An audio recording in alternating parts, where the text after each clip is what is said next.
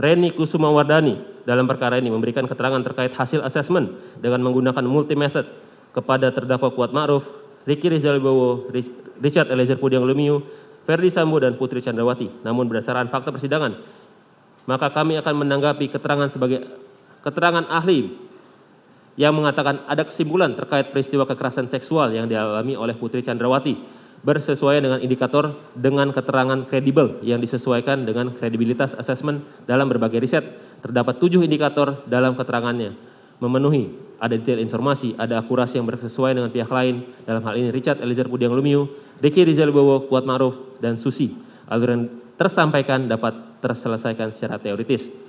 Kami menanggapi bahwa keterangan ahli Dr.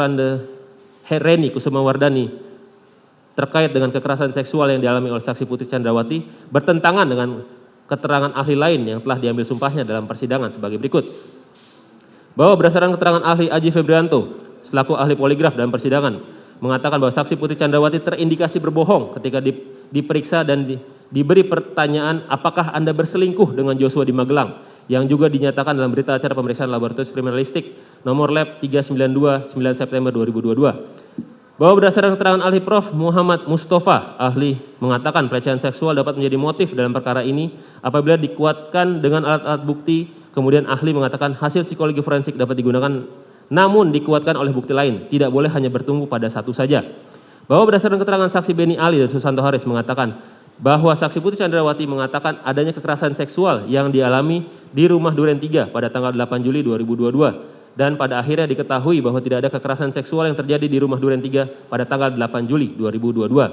Bahwa berdasarkan keterangan saksi Richard Eliezer Pudiang Lumiu dan keterangan saksi Susi menyatakan bahwa tidak mengetahui adanya pelecehan di rumah Magelang pada tanggal 7 Juli 2022. Sehingga keterangan para saksi ini tidak sesuai dengan keterangan ahli Reni Kusumawardani yang menyatakan bahwa kesesuaian informasi mengenai pelecehan seksual yang dialami oleh saksi Putri diperoleh dari keterangan Susi dan saksi Richard Eliezer Pudiang Lumiu. Kemudian dikaitkan dengan keterangan saksi Putri Chandrawati yang tidak mandi, membersihkan badan maupun mengganti pakaian setelah adanya dugaan pelecehan seksual, padahal ada saksi Susi sebagai ART perempuan yang dapat membantunya. Tindakan saksi Putri Chandrawati yang sama sekali tidak memeriksakan diri ke dokter pasca dugaan pelecehan seksual, padahal saksi Putri Chandrawati adalah merupakan seorang dokter yang sangat peduli dengan kesehatan dan kebersihan.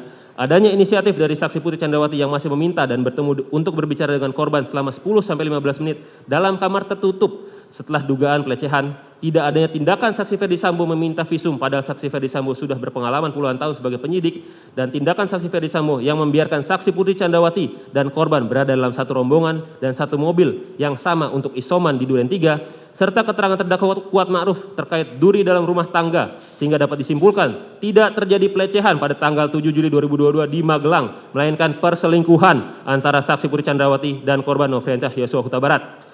Bahwa pada hakikatnya hakim tidak terikat pada pendapat seorang ahli jika pendapatnya tersebut bertentangan dengan keyakinannya, sebagaimana putusan MA tanggal 17 Maret 1962. Dalam buku pembahasan dan permasalahan KUHAP yang mengatakan dalam keadaan tertentu keterangan beberapa ahli dapat dinilai sebagai dua atau beberapa alat bukti yang dapat memenuhi prinsip minimum pembuktian yang ditentukan pasal 183 KUHAP. Alasan yang memperkuat alasan tersebut adalah apabila keterangan para ahli tersebut diberikan dalam bidang keilmuan berbeda dan apa yang diterangkan oleh para ahli tersebut bukan mengenai satu hal atau keadaan yang sama, tetapi mengenai dua hal atau keadaan berbeda antara yang satu dengan yang lain namun saling bersesuaian.